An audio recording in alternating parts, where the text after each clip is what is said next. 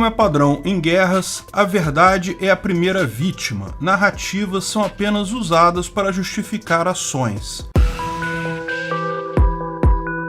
Esse é o Visão Libertária, sua fonte de informações descentralizadas e distribuídas. No dia 21 de fevereiro, a Rússia reconheceu a independência de duas regiões separatistas no leste da Ucrânia, Donetsk e Luhansk, iniciando uma clara campanha de invasão da Ucrânia. Os Estados Unidos e países europeus responderam com sanções econômicas de efetividade duvidosa. Nesse momento, estamos todos apreensivos. Ninguém deseja guerra, e uma guerra envolvendo Europa, Estados Unidos e Rússia, países com capacidade nuclear, é sempre particularmente perigosa para o mundo todo. A região de Donetsk e Luhansk é dominada por rebeldes ucranianos aliados à Rússia, cujo movimento separatista se iniciou em 2014, quando, após protestos violentos em Kiev, o regime ucraniano, que até então era pró-Rússia, foi substituído por um presidente pró-Ocidente. Naquele ano, em retaliação, a Rússia tomou a península da Crimeia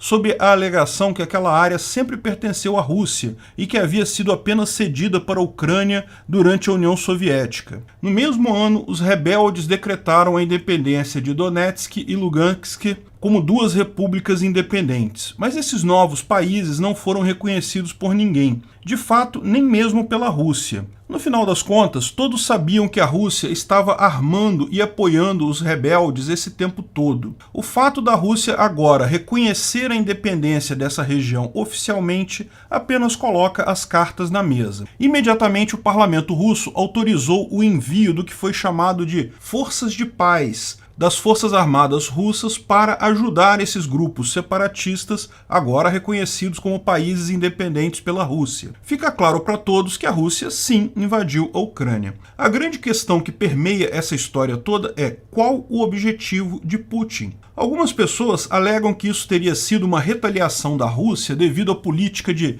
nenhuma polegada a mais, quando o Ocidente havia prometido à Rússia que não avançaria para o leste com a OTAN, a Organização do Tratado do Atlântico Norte. Mas isso é balela. É um fato que houve tal promessa feita à União Soviética, então governada por Gorbachev, quando esse consentiu com a reunificação da Alemanha. A Alemanha Ocidental, capitalista, já fazia parte da OTAN. Com a reunificação, a Alemanha Oriental, que era comunista anteriormente, acabaria também fazendo parte da OTAN. Esse era o principal entrave para a reunificação alemã então. Quando foi feito tal acordo, porém, foi feito um acordo com a União Soviética, que, como todos sabemos, deixou de existir em 1991. Nenhum acordo foi feito com a Rússia. Mas esse nem é o principal problema aqui. É lógico que tratados e acordos são válidos até o momento que não são válidos mais. A própria agressão da Rússia à Ucrânia é prova disso. No desmembramento da União Soviética, a Ucrânia ficou com grande parte do arsenal nuclear soviético, que era posicionado ali devido à proximidade com o resto da Europa.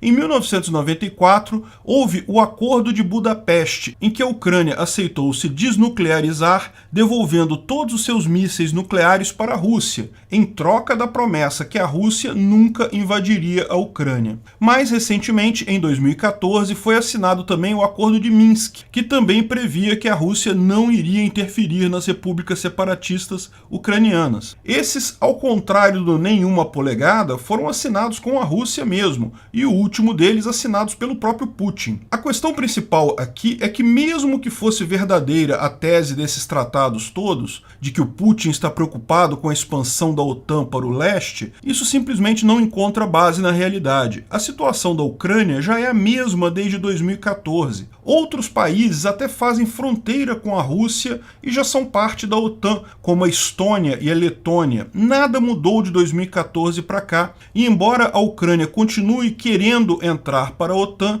os próprios membros da OTAN não parecem querer muito isso. Existe ainda a narrativa de que Rússia e Ucrânia são o mesmo país e que as fronteiras entre eles são arbitrárias. Bem, o povo que originou ambos os países é o mesmo, é um fato. A história da Rússia começou com um reino de Kiev Rus, no século IX, quando Moscou ainda nem existia. Toda a área onde é hoje a Rússia Ocidental e a própria Ucrânia era comandada a partir de Kiev. Mas então vieram os mongóis, que invadiram e destroçaram totalmente esse reino no século XIII. Quando a Rússia se reunificou no século XV, já fez isso centralizada em Moscou. A região onde é hoje a Ucrânia fazia parte, nessa época, de outros impérios, como o polonês-lituânio. Desde então, as forças políticas dos dois blocos passaram a andar separadas. Moscou voltou-se para o leste, conquistando as terras até o Pacífico, até o Alasca, de fato. Apenas na União Soviética, tais áreas foram novamente colocadas sob a mesma administração. Desde o século XV,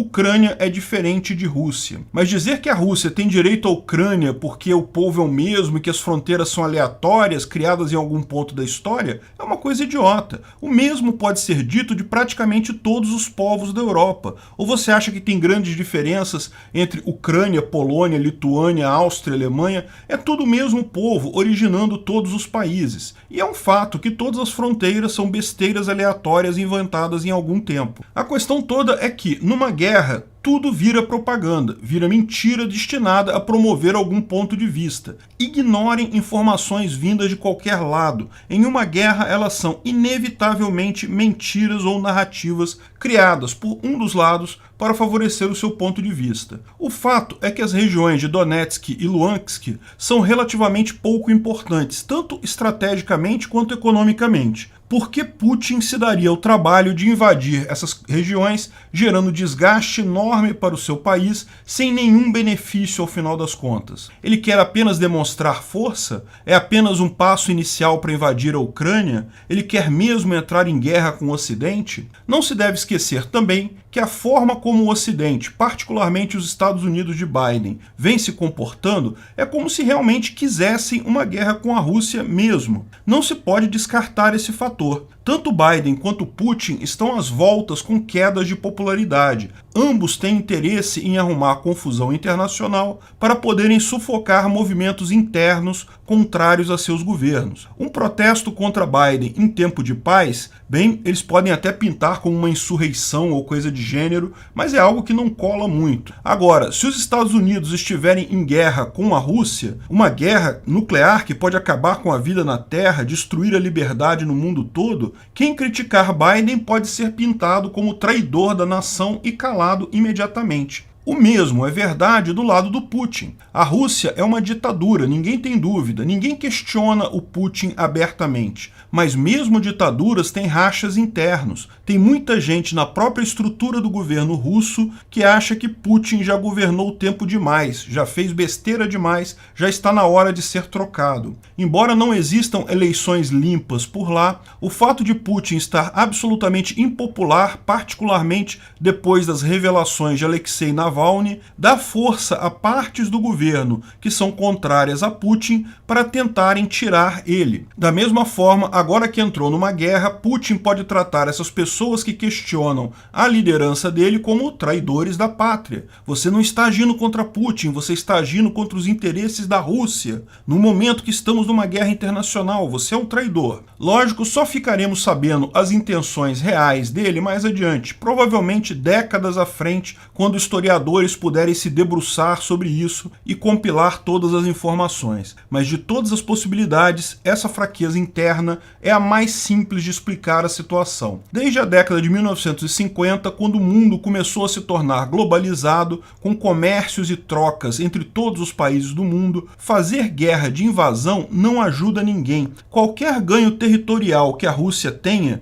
mesmo se ela invadir toda a Ucrânia, será muito menor que o custo que ela vai enfrentar com retaliações e desconfianças em negócios futuros com os outros países do mundo. Para a economia da Rússia, para a população da Rússia, essa é uma guerra trágica. É verdade, existem alguns pontos positivos aí. Existe a perspectiva da Rússia adotar o Bitcoin como forma de contornar bloqueios do Ocidente. Lógico, ninguém deve festejar tiranos ditadores fazendo besteiras egoístas, mas a ideia da teoria dos jogos é exatamente essa. Mesmo tomando medidas egoístas, os jogadores acabam beneficiando o Bitcoin e dessa forma o mundo todo mercado no médio prazo. Falamos sobre isso no vídeo Game Theory. A Rússia adotar o Bitcoin pode virar o jogo. No final das contas, embora essa medida possa ajudar ao ditador, vai ajudar ainda mais ao povo russo, que irá poder tirar o ditador num futuro de médio prazo. No curto prazo, a Rússia não tem como ganhar essa guerra. A derrota econômica será inevitavelmente maior do que qualquer objetivo territorial. Mas o Putin tem como ganhar essa guerra. No final, ele vai poder tratar seus opositores como traidores e se manterá no poder por mais um tempo. Esse é o único ganho visível dessa ação dele. Infelizmente, é mais um ganho pessoal dele que significará, a curto prazo, miséria e derrota para o povo russo. Não será a primeira vez que o povo paga o custo de ter um político fraco, burro e socialista como líder.